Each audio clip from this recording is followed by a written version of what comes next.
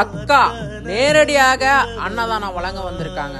எதற்காகன்னு பாத்தீங்கன்னா, மக்களே, வட பாயசத்தோட ஆதரவற்ற முதியோர்களுக்கு 51 பேருக்கு அக்காவோட அப்பா காட்டூர் முத்தையா மில் உரிமையாளர், அக்காவோட அப்பா செல்வராஜ், அவங்க அப்பாவோட 6ஆம் ஆண்டு நினைவு நாளுக்கு தான் நேரடியாக அக்காவே வந்து நம்ம திருவாரூர் பெரிய கோயில் தேகராஜா கோவிலை சுத்தி உள்ள ஆதரவற்ற முதியோர்களுக்கெல்லாம் இன்று வட பாயசத்தோட அவங்களோட அப்பாவோட நினைவு நாளுக்கு நேரடியாக வந்து இத்தனை பேரோட பசியை போக்குனாங்க.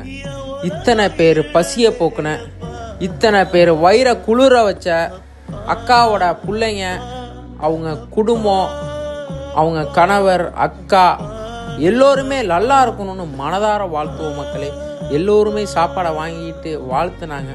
நல்லா இருக்கணும், நல்லா இருக்கணும்னு. அவங்க குடும்பமே நல்லா இருக்கணும். ஐயாவோட பேரன், பேத்தி, மகள், அவங்க குடும்பம் எல்லோருமே நல்லா இருக்கணும், 100 ஆண்டு வாழணும்.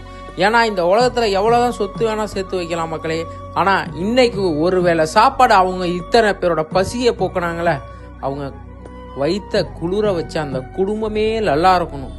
ஈதல் பசி தீர்ப்போம் அறக்கட்டளை, திருவாரூர் மாவட்டம். 365 நாளும் மழையோ புயலோ எது வந்தாலும் இந்த அன்னதானம் 6 வருட காலங்களாக வழங்கப்படுகிறது.